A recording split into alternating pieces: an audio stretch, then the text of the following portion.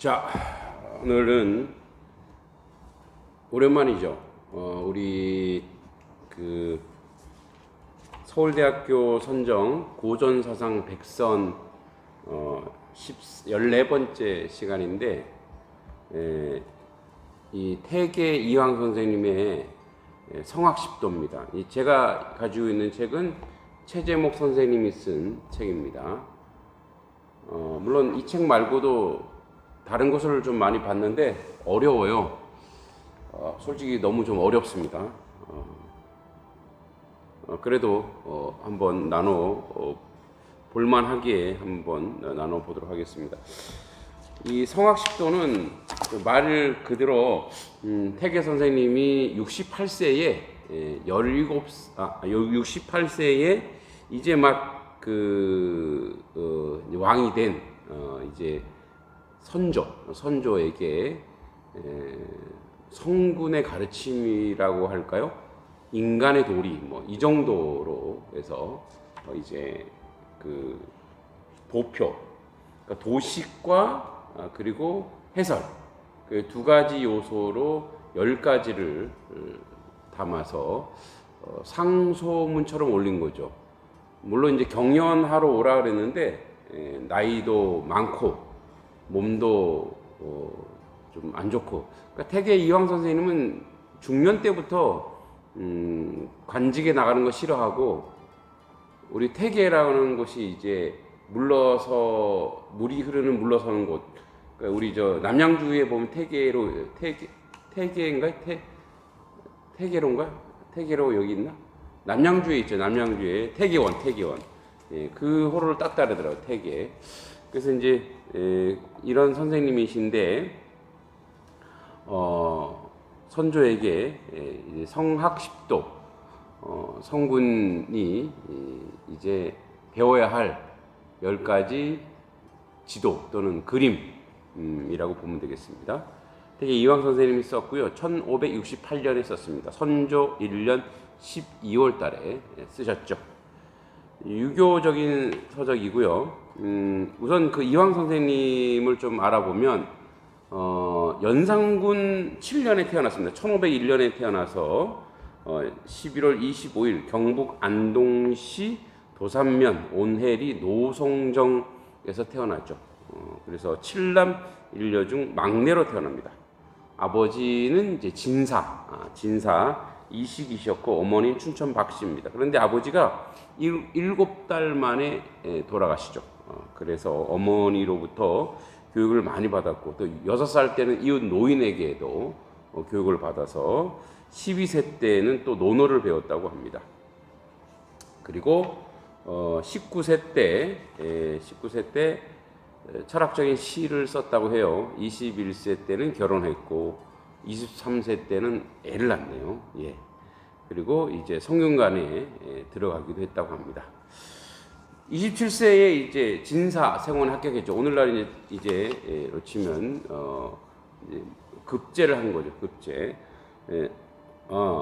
그때 이제 시험 볼 자격을 얻었고 34살에 문과에 급제했죠. 그리고 43세에 신병을 이유로 간직을 사임하죠.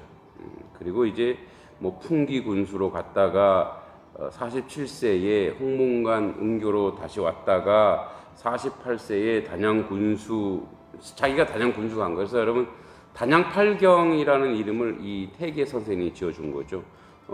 그리고 또 소수소원 잘 알죠. 그리고 50세 때는 또 절도 짓고 53세 때는 명종 8년 4월에는 성균관 대사성에 제수됐, 아마 총장이겠죠? 그리고 다시 56세에 도산서원을 터를 마련하고 이제 우리가 잘 알듯이 안동에 도산서원을 짓게 되죠. 그리고 61세 때 이제 저루사란 절을 짓고 제자들과 함께 공부하게 되죠. 그리고 66세 때 또 공조판서 홍문관 대제학을 지냅니다.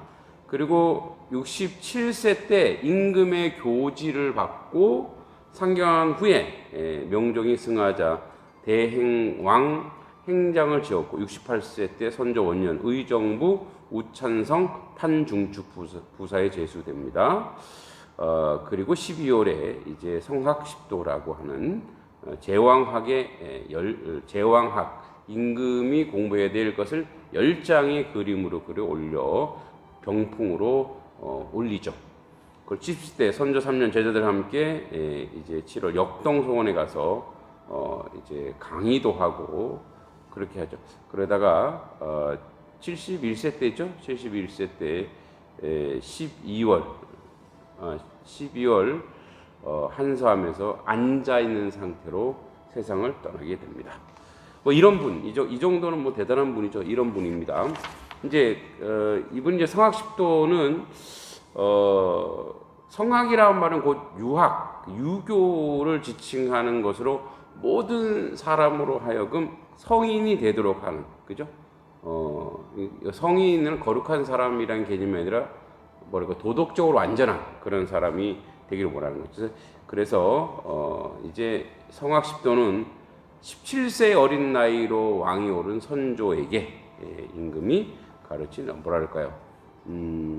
핵심 정리, 그러니까 군주학의 요약본이라고 보면 되겠습니다. 그래서 이제 우리 계속 할 건데 태극도는 우주의 원리를 이해하라. 그 다음에 두 번째 서명도 천지 만물과 하나가 되라. 소학도 일상적인 일에 충실하라. 대학도 수신 자기 몸을 닦아라. 백록 동규도 인간이 되는 학문을 하라. 심통성정도 마음을 바르게 하라. 저한테 하는 말 같네. 그리고 인설도 인의 본체를 삼어라. 심학도 잃어버린 본심을 찾아라. 경제잠도 경의 세부 사항을 실천하라. 숙흥 야매잠도 새벽부터 밤늦게까지 공부해라. 마음을 닦아라. 아주 수신이 굉장히 크네, 그죠? 성인이 되기 위한 10가지 그림. 그래서 이걸 성학십도라고 하죠. 이제 도표를 크게 두 개로 나눌 수 있어요. 이제 우리 다음 시간 하겠지만 5가지는 천도, 하늘의 도를 설명한 것이고, 나머지 5개는 이 심성을 도로 한 거예요. 10계명과 좀 비슷한 것 같아요. 10계명 1에서 4계명은 하나님을 사랑하고 6에서 10계명은 이웃을 사랑하라. 똑같은 것 같아요.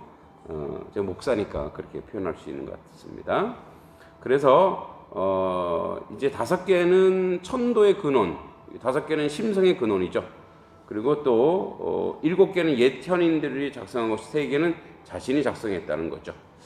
네, 그렇게 알아두면 되겠습니다. 그래서 이제 이 성학십도를 올리는 그 아주 간단한 상소문이 있어요. 차와 도라 간단한 상소문이 있는데, 자, 요거를 제가 조금 발췌해 보겠습니다. 한번 잘 들어보세요.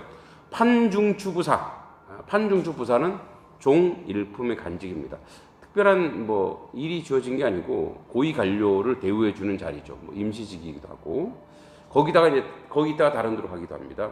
신 이황은 삼가 재배하고 아래입니다. 신이 가만히 생각하여 보니 도는 형상이 없고 하늘은 말이 없습니다. 도는 어떤 모양이고 하늘은 말이 없대요. 하도 낙서가 나오매 성인은 이것을 근거로 궤효를 지은 뒤로부터 도가 비로소 천하에 드러났습니다. 그러니까 뭐 도가 없었지만 그걸 하늘을 보고 어떤 우주의 이치를 보고 도를 만들었다. 누가? 하도는 이제 복희가 중국의 이제 신이죠, 거의 신. 복희가 항하에서 얻은 그림으로 이것에 의해 복희가 역과 팔계를 만들었다고 한다. 주역이죠, 주역. 팔계는 이제 우리 태극기에서 나오는 팔계. 우리 태극기에 이게 전부 다 팔계잖아요, 그죠? 또 낙서는 우가 낙수에서 얻은 글로 이것에 의해 우는 천하를 다스리는 대법으로서 홍범 구주를 만들었다고 한다. 뭐 이런 하도 낙서 이제 고사죠. 그러나 돈은 넓고 넓으니 어디서부터 착수해야 하며, 그러니까 어디서부터 공부를 해야 될지 모르지 않냐 이런 얘기죠. 옛 교훈은 10,000가지가 되니 어디서부터 들어가야 하겠습니까? 성학에는 큰 실마리가 있고 신법에는 지극한 요령이 있습니다. 성학에는 아주 큰 힌트가 있는데 우리 신법에는 그것을 배울 수 있는 요령이 있다 이거죠. 이것을 드러내어 도를 만들고 지도를 만들었다. 그죠? 지도를 만들고 길도가 아니라 지도를 만들고 이것을 지적하여 설을 말을 만들어서 사람에게 도를 들어가는 문,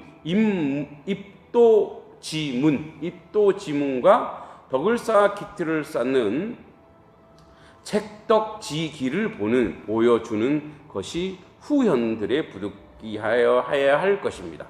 그래서 이제 후대를 가르치기 위해서 또 임금과 함께하기 위해서 내가 이렇게 준비했다 이 얘기예요.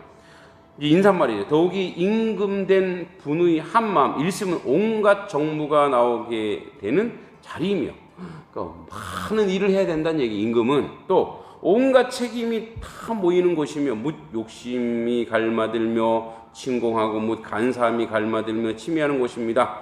그 마음이 만일 조금이라도 태만하고 소홀하면 방종하여 간다면 마침내 산이 무너지고 바다 들끓는 것 같아서 그 누구도 이것을 막아낼 수 없습니다. 임금님 공부 열심히 하세요. 하늘의 도를 배우세요. 마음을 잘 다스리세요. 그래서 백성을 잘 이렇게 선정을 베푸세요. 이 얘기를 돌려서 하는 거죠. 그래서 그 뒤에 보면은 옛날에 성현들 얘기 막 합니다. 이제 17살짜리라고 막 무시하는 것도 아니고 막 얘기하죠. 그래서 어떻게 공부해야 되냐? 뭐 수레 탈 때는 여분의 규가 있고 조회할 때는 관사의 법이 있고 안석할 때는 훈성의 간이 있고 침실에는 근시의 잠원들이 있고 일을 처리할 때 고사의 인도함이 있었으며 한가로 있을 때는 공사의 송이 있었습니다. 그러니까 모든 것에 일이 있고 업무가 있고 또 배워야 될 것이 있고 가르쳐야 될 것이 있고 공부해야 될 것이 있으니까 임금 자기 몸이 아닌 거예요.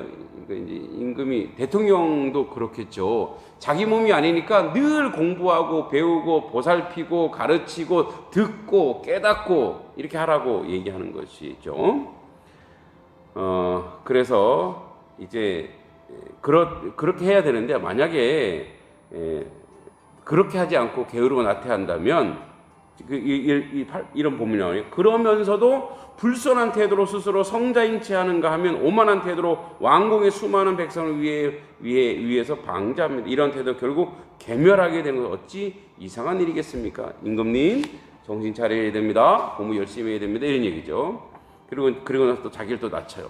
신은 지극히 어리석고 지극히 추한 몸으로 여러 대 임금에 받은 은혜에 저버린 채 병든 몸으로 농촌에 틀에 박혀 초목과 함께 썩어 가길 기약하였는데 뜻하지 않게 헛된 이름에 잘못 전하여 강연중의 중임을 주어 부르시니 떨리고 황송합니다. 그러니까 이제 임금의 선생이 되라 이 얘기죠. 와서 가르치라 했더니 못 갑니다. 힘듭니다. 내가 은혜를 많이 받았지만 제가 그래서 10가지 핵심 정리해서 보내드릴게요. 이 얘기하고 있는 거예요. 사양하고 피할 길 없는 데다 이미 이 자리 면하지 못하고 욕되게 한 이상 이 성학에 권도하고 신덕을 보양하여 요순시대의 융성을 이룩하려는 일만은 비록 사양하려 하여도 할 수 없는 것입니다. 내가 이렇게 임금님께 못하겠습니다 할 수 못하는 게 이 요순시대의 태평성대를 하기 원하는 임금인데 내가 그래도 조금 보탬이 되는 일을 하겠습니다. 이렇게 얘기하죠. 예, 그렇게 쭉 얘기하다가 그래서 자기가 이제 이거를 준비했다 이거예요. 그래서 그중 10통성 정도, 그러면 마음, 심, 성품, 정, 인정에 관한 도서를 이제 토대로 2가지 작은 도를 붙인 것입니다. 그래서 내가 이걸 만들었습니다. 그래서 이걸 합하여 7가지의 이제 그 유교 학자들의 이야기와 3가지 자기 것. 그래서 이것을 성학 10도로 만들어서 그림 밑에 자기 이야기를 붙였다 이 얘기를 하고 있는 거죠. 그래서 이제 병풍으로 해서 이렇게 잘 만들어서 올리니 잘 들으시면 됩니다. 잘 공부하시면 됩니다. 이 얘기죠. 자 이제 또 한번 읽어볼게요. 바라옵건대 전하께서는 이 이치를 깊이 살피시고 모름지기 먼저 뜻을 세워 수는 어떤 사람이고 나는 어떤 사람인가. 그러니까 요순 시대의 순임금. 그러니까 그 뜻을 세워서 이 나라를 잘 다스리는 건 자기를 비교해봐라 얘기죠. 노력이 순구같이 되게 하는 것이다. 그래서 그 비교에서 나도 성현들처럼 덕이 있는 임금들처럼 요순시대 임금처럼 나도 그렇게 노력해야 되겠구나, 이렇게 공부하라는 얘기죠. 분발하여 생각과 배움에 두 가지 공부 힘을 쓰셔야겠습니다. 그런데 지경, 즉 경의 태도로 유지하는 것, 경이라는 것은 항상 공경할 경자죠.